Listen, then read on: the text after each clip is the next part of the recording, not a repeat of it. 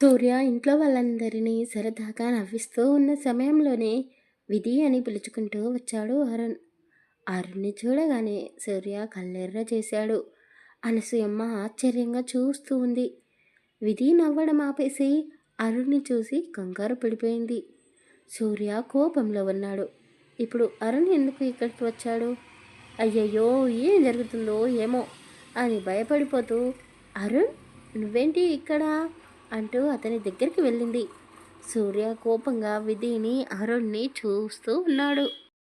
ఏంటి విధి, అంత భయపడిపోతున్నావు? నేను ఇక్కడికి రావడం నీకు ఇష్టం లేదా? ఈ ఇంట్లో నువ్వు పరాయిదానిలా ఉంటున్నావా? కనీసం లోపలికి రమ్మని కూడా పిలవడం లేదు అని అతను అనగానే విధి సూర్య వైపు చూస్తూ, అలాంటిదేమీ లేదు, మేము బయటికి వెళ్తున్నాం. నువ్వు ఎందుకు వచ్చావు? అత్త మామయ్య ఎలా ఉన్నారు? అందరూ బాగున్నారా అని అతన్ని గుమ్మం దగ్గరే ఆపేసి యోగక్షేమాలు అడిగింది. అందరూ బాగున్నాం, నువ్వు భయపడకు. అమ్మ నీకోసం చీర పంపించింది. అలాగే నా పెళ్ళికి తప్పకుండా రావాలి, కార్డు ఇవ్వడానికి వచ్చాను అని అతను చెప్పగానే విధి నవ్వుతూ తప్పకుండా వస్తాను అంటూ కార్డు తీసుకుంది. అరుణ్, కాఫీ తాగేసి వెళ్దువురా అని విధి పిలవగానే అరుణ్ సూర్యాని అమ్మని చూస్తూ, నేను ఇక్కడికి రావడం కొందరికి నచ్చలేదు, నాకు కూడా టైం లేదు, ఇంకెప్పుడైనా నీతో కలిసి తప్పకుండా కాఫీ తాగుతాను, ఇక నేను వెళ్తాను అంటూ అరుణ్ అక్కడి నుండి వెళ్ళిపోయాడు. విధి వెనక్కి తిరిగి చూసింది.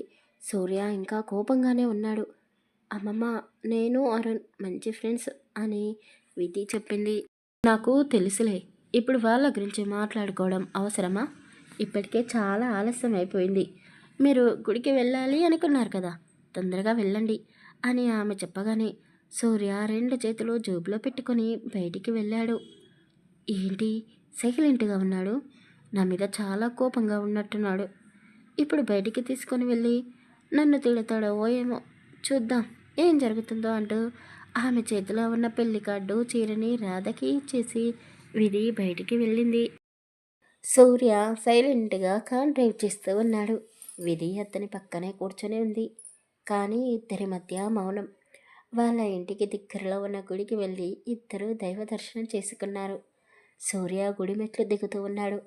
ఒక్క నిమిషం అని విధి అనడంతో అతను అక్కడే ఆగిపోయి ఆమె వైపు చూశాడు. గుడికి వచ్చి అలా వెళ్ళకూడదు, కొద్దిసేపు కూర్చుంటే మనసుకు ప్రశాంతంగా ఉంటుంది అని విధి చెప్పగానే సూర్య విధి ఇద్దరూ కలిసి ఒక చెట్టు కింద కూర్చున్నారు. పూజారి ఇచ్చిన ప్రసాదం విధి చేతుల్లోకి తీసుకొని సూర్య ముందు పెట్టింది. అతను మౌనంగా విధి వైపు ప్రసాదం వైపు చూస్తూ ఉన్నాడు. ఏంటి కోపమా? ప్రసాదం కూడా తీసుకురా. అవును, కోపం అంటూ ఆమె చేతిలో ఉన్న ప్రసాదాన్ని అతను నోటితో తీసుకున్నాడు. ఓ, ఎందుకు కోపంగా ఉన్నారా? నేనే పిచ్చిదాన్ని, సారీ. మీకు నేను తినిపిస్తే నచ్చదేమో అని అనుకున్నాను, సారీ అని ఆమె పదే పదే చెప్తూనే ఉంది. ఇక చాలు ఆపు, నాకు కోపం ఎందుకు వచ్చిందో నీకు బాగా తెలుసు. నాకు నచ్చని వాళ్ళతో నువ్వు చనువుగా ఉండడం నచ్చలేదు. నీకు ముందుగానే చెప్పాను వాళ్ళతో దూరంగా ఉండమని. నేను నిన్ను ఇబ్బంది పెట్టాలి అనుకోవడం లేదు, కానీ ఒక్క విషయంలో నా మాట విను అని రిక్వెస్ట్ చేస్తూ అడిగాడు. విధికి ఏం చెప్పాలో అర్థం కావడం లేదు. ఒకవైపు తల్లిలా చూసుకున్న జానకి గారిని బాధ పెట్టడం ఇష్టం లేదు. ఎలాగైనా సరే ఆరన్ పెళ్ళికి వెళ్ళాలి అని మనసులోనే అనుకుంటూ మౌనంగా ఉంది. ఏంటి విధి, సైలెంట్గా ఉన్నావు? ఇంకెప్పుడు వాళ్ళతో మాట్లాడకూడదు అని చెప్పాడు. విధి సైలెంట్గా పెదలపై కాస్త చిరునవ్వులు తెచ్చుకొని అతన్ని ఇబ్బంది పెట్టలేక తలని అటు ఇటు ఊపేసింది. ఏంటండి, మీరు గుడికి తీసుకొని వచ్చి ఏదేదో మాట్లాడుతున్నారు? రాత్రి మీరు చేసిన పని వల్ల నాకు చాలా ఆకలిగా ఉంది. గుడికి వస్తున్నాం కదా అని ఖాళీ కడుపుతో వచ్చేసాను. ఇప్పుడు నేను ఆకలితో చచ్చిపోయేలా ఉన్నాను. ప్లీజ్ మీ వాదనని పక్కన పెట్టండి, ముందు నాకు ఏదైనా తినిపించండి అని విధి అడిగగానే సూర్యకి అప్పుడు గుర్తుకు వచ్చింది. నిజమే, నాకు ఆకలిగా ఉంది, పద ఏదైనా మంచి రెస్టారెంట్కి తీసుకొని వెళ్తాను అని కారులో కూర్చోపెట్టాడు. వాళ్ళ దగ్గర ఉన్న కాస్త సమయాన్ని ఇద్దరూ ఎంతో సరదాగా గడిపేశారు. విధి పక్కన ఉంటే సూర్యకి ఏమీ గుర్తుకు రావడం లేదు. కార్ని పక్కన ఆపేసి సాయంత్రం వేళ ఇద్దరూ కలిసి ఒకరి చేతిని ఒకరు పట్టుకొని రోడ్డుపై అలా నడుస్తూ ఉన్నారు. విధి, ఇన్ని రోజులు నువ్వు లేకుండా ఎలా గడిపేశానో అని అనిపిస్తుంది. ముందే నువ్వు నా జీవితంలోకి వచ్చి ఉంటే ఎంతో హ్యాపీగా ఉండేవాడినేమో అని శౌర్య అనగానే విధి నడవడం ఆపేసి అతన్నే చూస్తూ, అయితే మరి మీరు ముందే మీ పెళ్ళిని రాధికతో ఫిక్స్ చేసుకోవాల్సింది. అప్పుడు మీ పెళ్ళిని ఆపడానికి వచ్చేదాన్ని కదా అని విధి అనగానే, ఏంటి నన్ను ఎగతాళి చేస్తున్నావా అని అన్నాడు.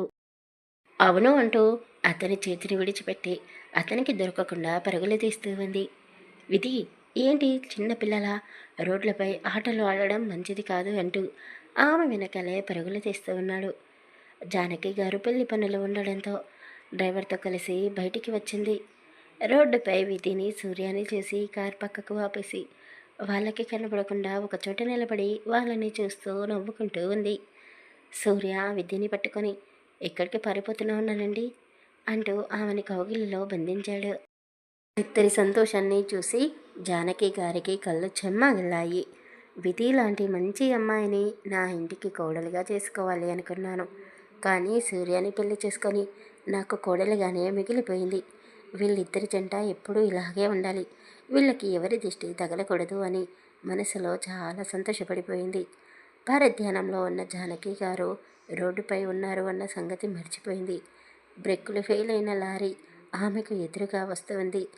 జానకితో ఉన్న డ్రైవర్ మేడమని అరుస్తూనే ఉన్నాడు. కానీ జానకి గారు సూర్యాని విధిని తప్ప ఇంకెవరిని చూడడం లేదు. ఎదురుగా వచ్చిన లారీ హార్న్ సౌండ్ విని జానకి గారు గట్టిగా కేక వేశారు. ఒక్క క్షణం ఆవిడ గుండె ఆగినంత పని అయ్యింది. భయంతో గట్టిగా కళ్ళు మూసుకొని ఉంది. మేడం, భయపడకండి, మీకు ఏమీ కాలేదు, భయపడకండి అని డ్రైవర్తో పాటు ఇంకా కొంతమంది అన్నారు. ఆమె ఎవరినో గట్టిగా పట్టుకొని ఉంది. వాళ్ళ మాటలు విని జానకి గారు మెల్లగా కళ్ళు తెరిచి చూశారు. ఎదురుగా ఉన్న సూర్యాని చూసి నమ్మలేకపోయింది. కళ్ళు నిలుచుకొని ఎదురుగా ఉన్న సూర్యాని చూస్తూ, నిజమేనా లేక కలకంటున్నానా అని ఆమె చేతులతో సూర్య ముఖాన్ని తాకింది. అతను తల పక్కకు తప్పుకున్నాడు. అది చూసి విధి బాధపడుతూ, అత్తయ్య ఎలా ఉన్నారు, మీకేం కాలేదు కదా అంటూ ఆమెను పైకి లేపింది. నాకేమీ కాలేదు, బాగానే ఉన్నాను, నన్ను కాపాడింది ఎవరు అని అడిగింది. సూర్య గారు అని విధి చెప్పగానే జానకి చాలా సంతోషపడిపోయింది. ఏంటి, సూర్య నన్ను కాపాడా? నాకు ప్రమాదం జరిగితేనే వీడు నా దగ్గరికి వస్తాడు అని ముందే తెలిస్తే ఇలాంటి ప్రమాదాలకు నేను భయపడేదాన్నే కాదు కదా అని అన్నది. ఆమె అలా అనగానే సూర్య కోపంగా జానకి వైపు చూస్తూ విధి చెయ్యి పట్టుకొని, ఇక పద అని లాక్కొని వెళ్ళాడు. మేడం పదండి అని డ్రైవర్ చెప్పడంతో జానకి డ్రైవర్తో కలిసి బయలుదేరింది. మేడం, ఆ సార్ ఎవరు? అక్కడ ఎంతోమంది ఉన్నారు, కానీ ఆ సార్ ఒక్కడే భయపడిపోతూ అమ్మ అని గట్టిగా అరుస్తూ మీ దగ్గరికి పరిగెత్తుకుంటూ వచ్చాడు. ఎవరు అతను, మీకు కావలసిన వాళ్ళ అని డ్రైవర్ అడిగాడు. ఏంటి, అమ్మ అని పిలిచాడా అని జానకి ఆశ్చర్యంగా అడిగింది. అవును మేడం అని అతను చెప్పగానే జానకమ్మ గారు కన్నీళ్లు కారుస్తూ, సూర్య, నీ మనసులో ఇంకా నేను బ్రతికే ఉన్నానా అని ఏడుస్తూ ఉంది.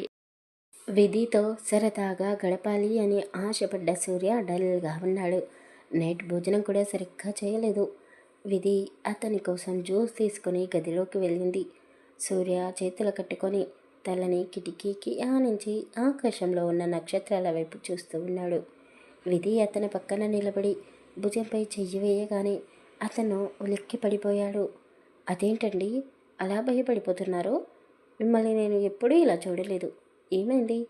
సాయంత్రం నుండి చూస్తున్నాను, కోపం, బాధ, భయం అన్నీ మీ ముఖంలో స్పష్టంగా కనబడుతున్నాయి. ఏ విషయం గురించి మీరు భయపడుతున్నారు అని అడిగింది. ఏమీ లేదు, ప్లీజ్ నన్ను ఒంటరిగా వదిలేసాయి, నువ్వు వెళ్ళి పడుకో అని చెప్పాడు. అలాగే, నేను దగ్గరికి రావడం మీకు ఇష్టం లేకపోతే దూరంగానే ఉంటాను, కానీ ముందు ఈ జ్యూస్ తాగండి, మీరు సరిగ్గా భోజనం కూడా చేయలేదు అంటూ అతని చేతిలో జ్యూస్ గ్లాసు పెట్టింది. కొద్దిగా తాగేసి నాకు వద్దు అని పక్కన పెట్టేశాడు. విధి సూర్యాని ఆమె వైపుకు తిప్పుకొని, ఏంటి, ఏ విషయం గురించి ఆలోచిస్తున్నారు?